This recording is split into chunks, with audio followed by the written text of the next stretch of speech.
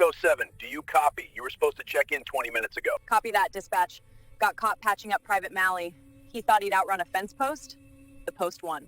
Copy that. You heading back to base? Already at the Jeep. Gonna swing by motor pool, then grab what's left of dinner. Over. Roger that. Keep an eye out. Noted. Noted. If a jackrabbit attacks me, I'll call for backup. Echo 7 out. The medic leaned back in the driver's seat. Her fingers relaxed. Her helmet itched. Her shift was finally over, or so she thought. The wind outside moaned across the open base. The light turned orange, then gold. She squinted at the horizon. Nothing, just peace. Until the thud. A sound that didn't belong. Not gravel, not wind. Something heavy, alive. Her whole body tensed. She reached slowly for her sidearm, but stopped when she heard the breathing. Not human. She turned, inch by inch. In the back seat was a dog, but not just any dog.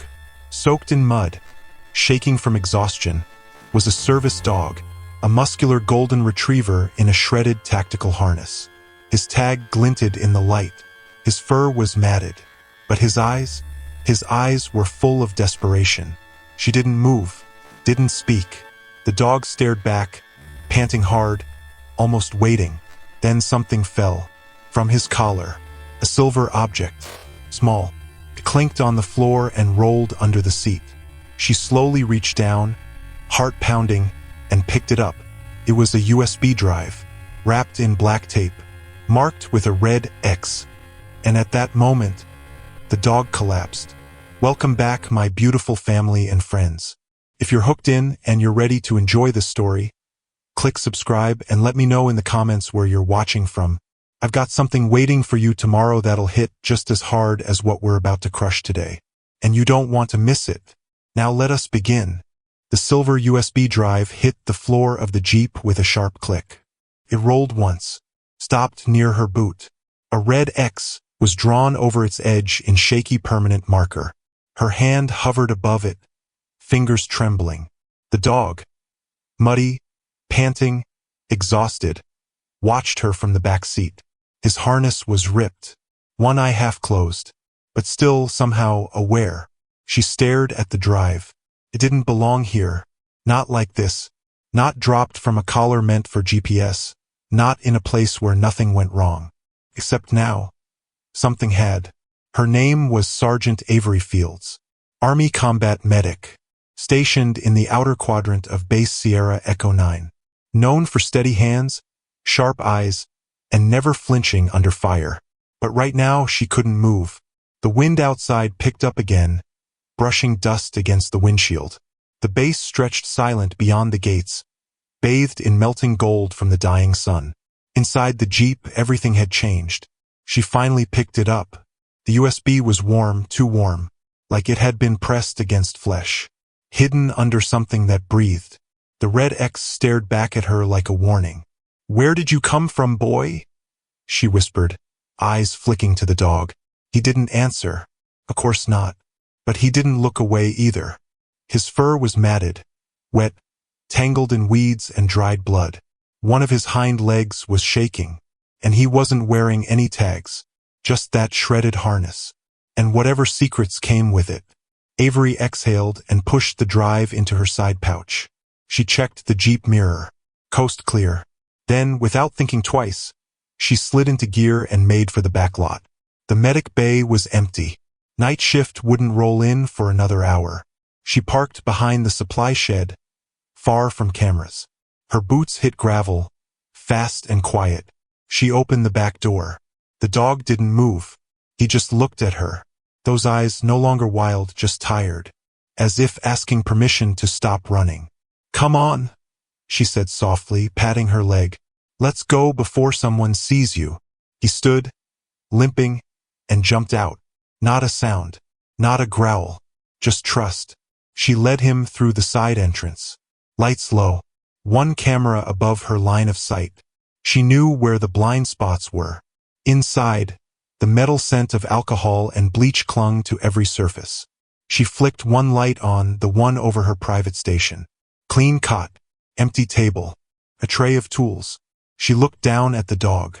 Okay, let's see what we're working with. He didn't resist. Not when she wiped the blood from his chest. Not when she checked the wound behind his shoulder. A burn. Recent. Surgical. Almost like an implant had been removed. She paused. Her fingers hovered over the exposed patch of skin. That wasn't standard. Not for military dogs. Not even for trackers. This was something else. She scanned the room. No movement. No shadows. Still alone. Then, she pulled the USB from her pocket. Her laptop was tucked in her locker. Personal device. No surveillance access. She booted it up, inserted the drive, and held her breath. The screen blinked. Loading. Then, footage. Blurry. Grainy. Night vision flicker. Desert terrain. 3 men in black tactical gear. No name tags. No visible ranks. They were standing outside a hut. One was holding a woman by the arm. She looked terrified. A 4th man moved into frame carrying something. She leaned closer. The something moved. A child. Avery's stomach turned. The screen skipped. Another angle. Another moment. Now all 4 men were dragging bodies into a pit.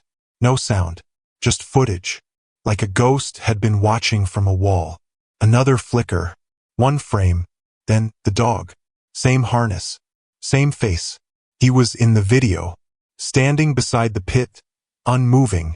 Until one of the men yanked him away. She stared. What was this? And why was it on his collar? She tapped for metadata. No origin code. No date. No time. No unit reference. It was a ghost file. Suddenly, click. A sound from outside the med bay. She froze. Footsteps. Too light for boots, but too heavy to be alone. She clicked the laptop shut and shoved it into the drawer. The dog rose on his feet. He growled low, deep, dangerous. The door handle turned. She grabbed her stethoscope and stepped in front of the dog, pretending to prep a chart. The door creaked open. It was Private Harris. Logistics. New. Nervous. Ma'am? Sorry, didn't mean to, What is it, Harris? She asked, voice steady. Captain asked if you had the inventory logs for Sector Charlie. Said they weren't uploaded. She nodded. They're in my inbox. I'll forward them in 10. He blinked. Looked past her. Saw the shadow. You got a dog in here? She smiled. Just a stray I patched up earlier. Going to call animal control after shift. He nodded slowly. Cool. Cool. I'll tell the captain. She waited. Then he left. The moment the door closed, she turned back to the dog. He was still growling. She knelt, ran her hand over his neck. He leaned into it. Something's wrong, she whispered. Whatever's on that drive. They don't want anyone to see it. The dog didn't blink. She pulled out a second drive from her bag, a private backup, plugged it in, copied the files. Every single one. Quickly, quietly. She'd send them out tomorrow, encrypted, to someone she trusted. But as she sat beside the dog on the floor of the dimly lit bay, she felt it. Something had shifted. Whatever this mission was, she wasn't supposed to be part of it. But now she was in it, and someone somewhere was already watching. The room was silent except for the soft, rhythmic clicking of the hard drive. File by file, the footage transferred, and every frame made her breath shorten. Avery stared at the laptop screen like it might burn her. Her pulse drummed through her neck. The light from the screen bathed her face in a pale, eerie glow. The video continued. She didn't blink. The figures in the footage were wearing standard-issue boots. Their uniforms were clean, sharp, pressed, but something felt wrong. Too clean, too sharp. No insignias, no name tags, no flags, just shadows wearing authority. They weren't just moving through a village. They were hunting inside it. The camera view bounced slightly, handheld, maybe, from a rooftop. A helmet cam? Maybe a drone? She couldn't tell. Then the screams started. Not real ones. There was no audio, but you could see it in their mouths. The civilians. Their hands. Their running. Their terror. You could feel the noise through the silence. Then, a soldier reached down. dragged a man from a shed by the ankle. The man's shirt was stained. He had his hands up. He didn't fight. And still they beat him. Avery's fist curled into the bedsheet beside her. She'd seen many things in war. But this was cold, methodical, hidden. And then the camera tilted, caught something behind them. A sign.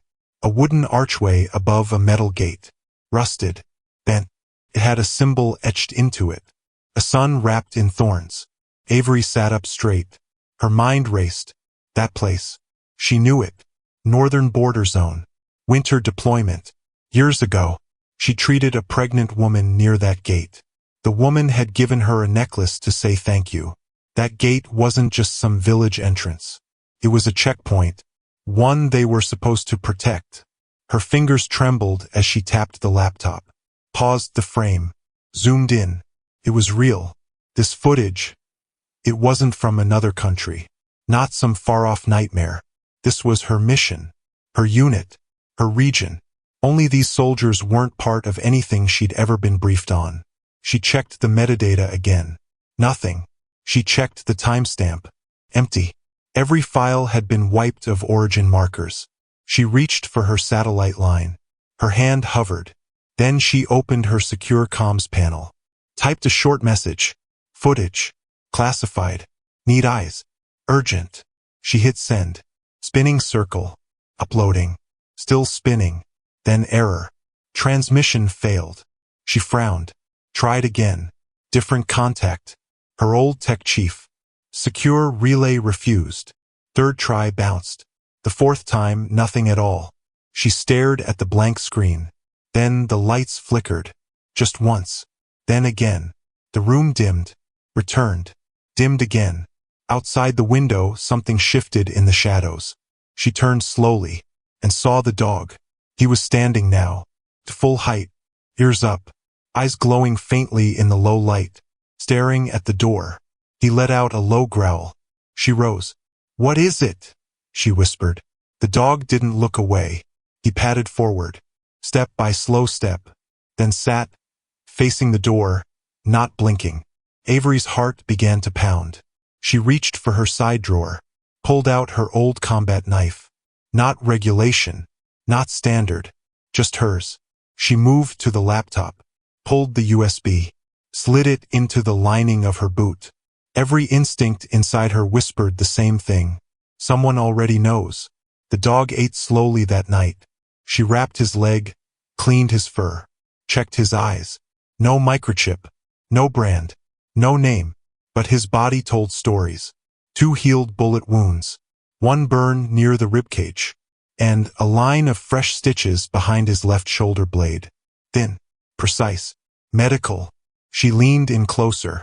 The fur had been shaved there, very recently, and beneath the stitch line, something metallic gleamed faintly under the skin. Avery froze. That wasn't a wound. It was a tracking implant. She stared at it, stunned. Her mind raced. They had tagged him. And yet he ran. He escaped. And came here. To her. Why? Why her jeep? Why now? She turned toward the computer again. And that's when she heard it. A click. The lights flickered a third time. Then, silence.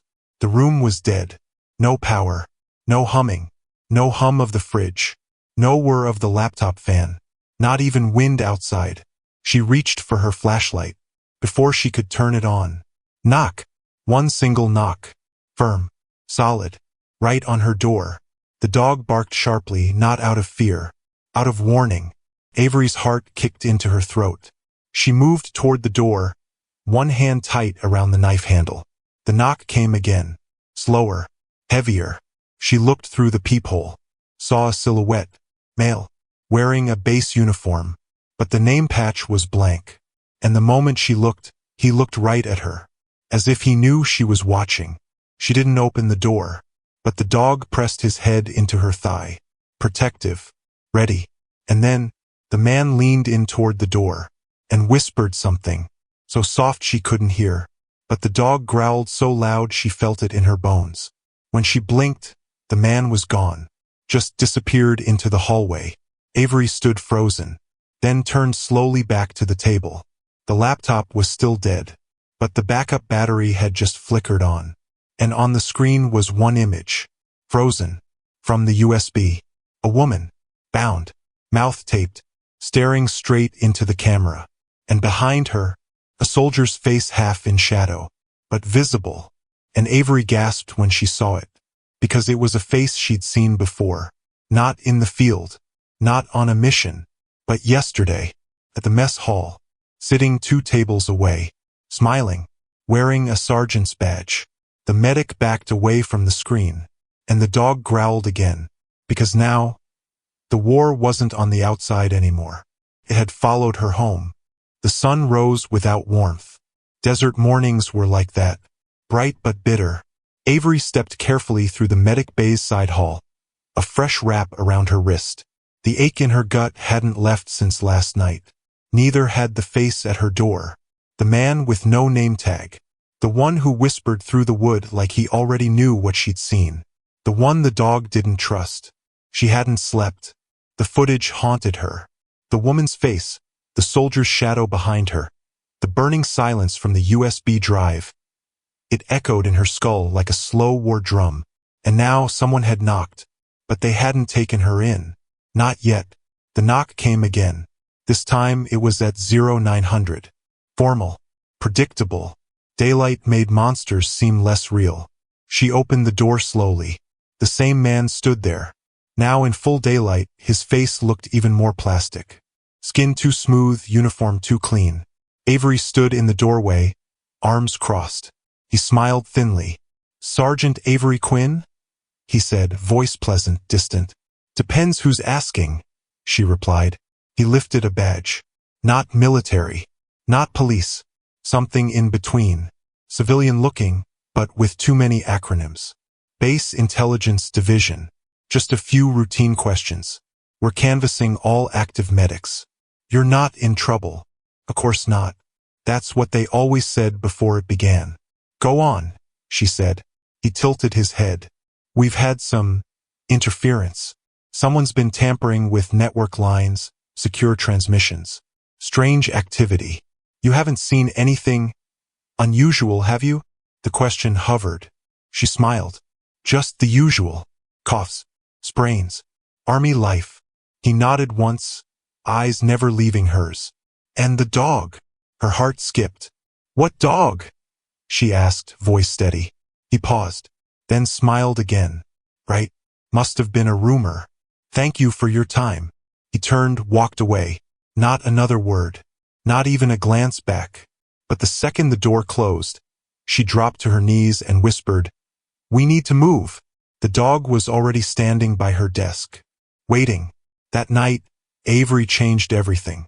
She wore a hood, borrowed from the laundry, tucked her dog tags into her boot, removed every device connected to base Wi-Fi.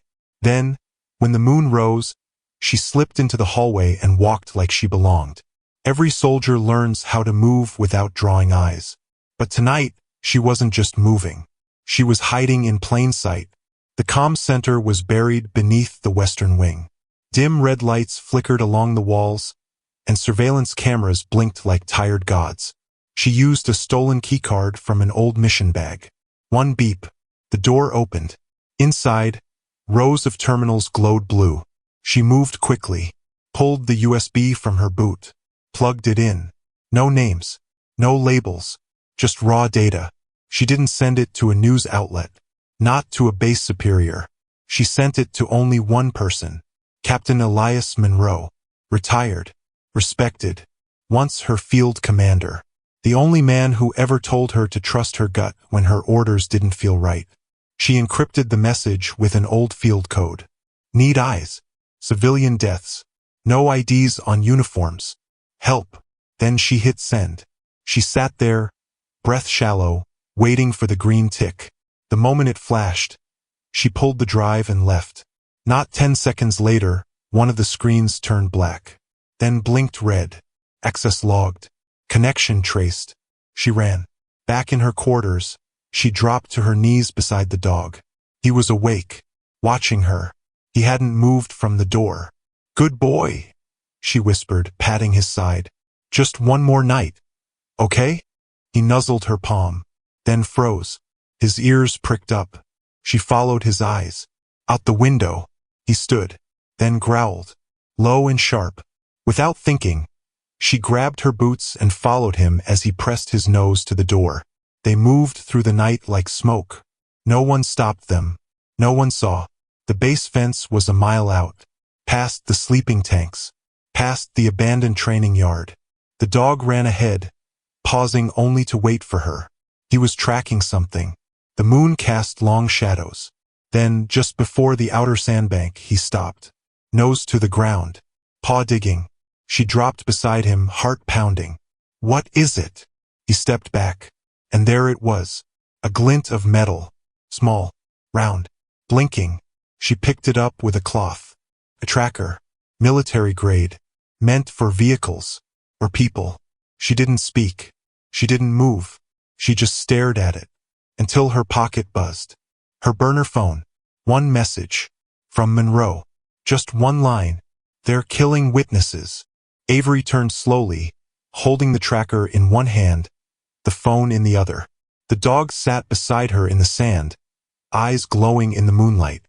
There was no more hiding now, no more hoping it would pass. This wasn't just her secret anymore. It was war, and the first shot had already been fired. The desert was still as glass.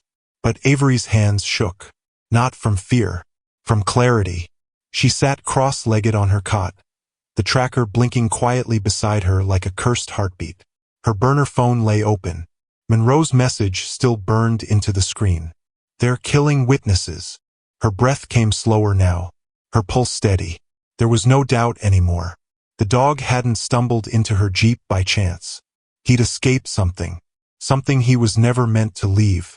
And someone, somewhere, wanted that truth buried. She looked down at him. He was sleeping, finally. His ribs still rose unevenly. His paw twitched against a nightmare she couldn't see. And in the crook of his neck, the scar peeked out. A fresh surgical line, hidden under fur. Clean.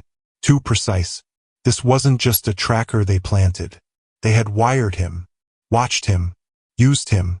She reached for her tablet, opened a medical scan she had taken on night one. There, in the lower chest cavity, a small lump she hadn't seen before. She zoomed in. Not tissue, not fluid. A metal implant, a listening device. The dog had been a ghost courier, and now he was her shadow. The next morning, she wore her uniform like armor. She kept her hair tucked, her face plain, her words clipped. She walked the corridors with empty hands and a full heart. And she smiled at everyone, just like always. She handed out bandages, checked soldier vitals, even cracked a joke when Corporal Benner slipped on his boots. But her mind was already mapping escape routes. Every vent, every blind spot, every off-grid tower. At lunch, she pretended to sip her drink. Instead, she dropped a small device into the base waste chute, a scrambled decoy signal. If they were tracking her movements through the dog, they'd now be chasing echoes. Back in her tent, she began building a medical excuse, something that would allow her clearance to leave base for psychological stress. It wasn't a lie, but it wasn't the truth either. The real reason, she was about to start a war. That night, the dog wouldn't sleep. He paced her room, head low, ears pinned. She whispered, "They're coming, aren't they?" He sat near the door, watching, breathing, waiting. Avery gathered the small bag she'd prepared: medkit, USB drive, burner phone, tracker inside a foil-lined pouch, and the collar with the red X. That red X had burned itself into her dreams. A kill mark, or a warning. She didn't know which was worse. By 0300, the hallway outside was too quiet. No laughter, no engines, no patrols. Even the security lights seemed dimmer. She crept to the window. A shadow moved. Not a soldier. Too slow, too careful. Two more followed. No rank, no tags, just weapons and silence. Ghosts. She grabbed the dog's harness and whispered, "Stay close." Then she reached for her door. But before her hand touched it, the sirens blared. Lockdown. The entire base groaned as gates sealed and metal doors hissed shut. A red light filled the air. Then the voice of base command cut through the speakers. All units. Emergency lockdown. Unauthorized breach detected near comms tower. Repeat. Breach detected. All personnel remain in quarters. Avery's blood ran cold. The comms tower. That's where she had uploaded the footage. The only place the dog had followed her. They'd found the prints. And now they were closing the net. She moved quickly. First to the dog. She knelt and removed the listening device from his fur, careful not to cut too deep. He didn't flinch, just stared at her like he understood. She wrapped the device in cloth and dropped it into a chemical vial. Fizzled. Melted. Gone. Then she activated her backup beacon, a ping to Monroe, through a satlink buried outside the base perimeter. She only typed one line. They know. Plan Delta. Avery paced her small quarters. Time slowed. Each minute dragged like an hour. Then a knock. She froze. The dog growled, deep in his throat. She grabbed her pistol and stepped to the door.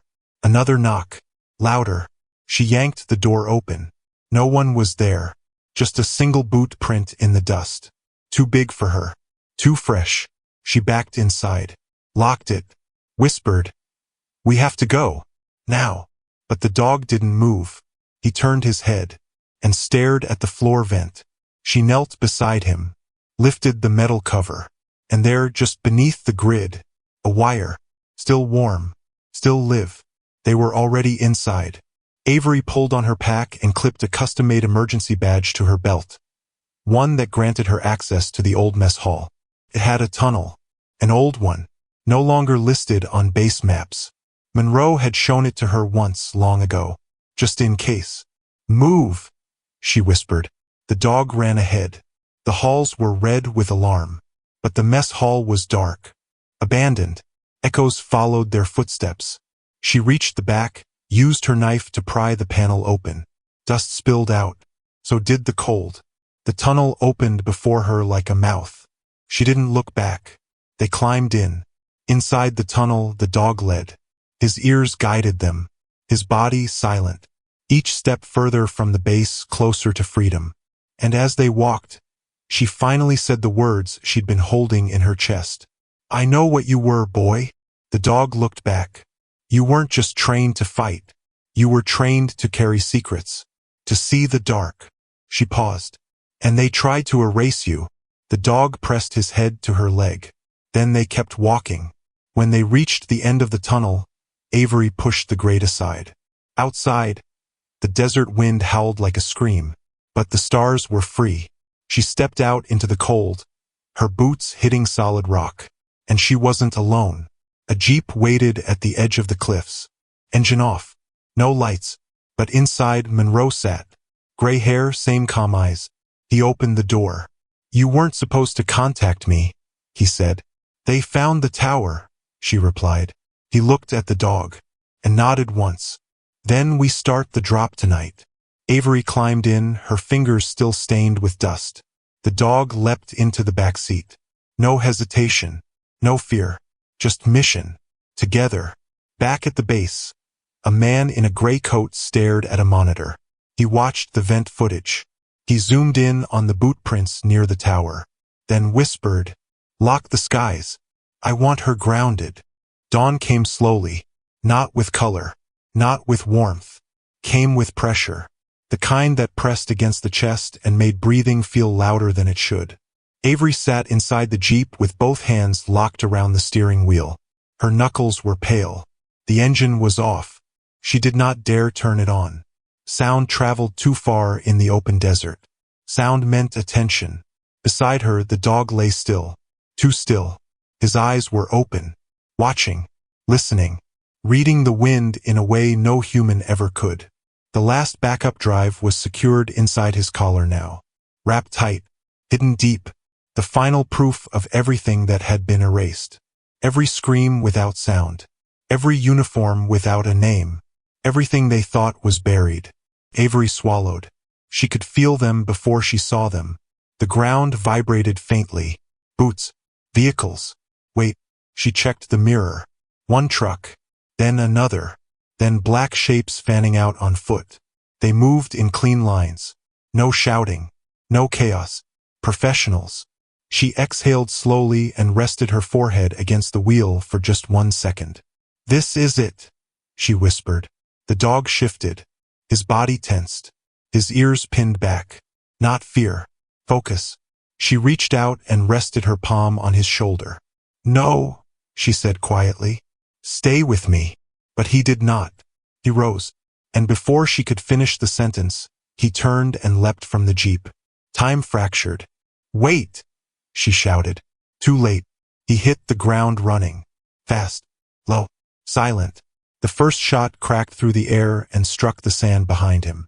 The sound ripped through the stillness like glass shattering. Avery screamed his name, though she had never given him one. The second shot came closer. Too close. She watched him stumble, then keep running. The third shot rang out. She heard it hit him, saw the spray of sand and something darker. Her heart stopped, but the dog did not. He disappeared over the ridge, wounded, bleeding, carrying the truth with him. Gone. The men reached the jeep seconds later, weapons raised, faces blank, ice cold. Avery raised her hands slowly. She did not cry. She did not beg. One of them searched the vehicle, tore through seats, ripped panels open. Another pulled her from the driver's side and forced her to her knees. "Where is it?" one of them asked. She met his eyes. "Gone," she said. He stared at her for a long moment. Then he nodded. They left. No arrest. No report. No words. Just dust. That night, Avery sat alone. The desert cooled fast. Stars burned sharp overhead. Her hands still shook when she tried to drink water. She kept seeing him run, kept hearing the shot, kept waiting for howling that never came.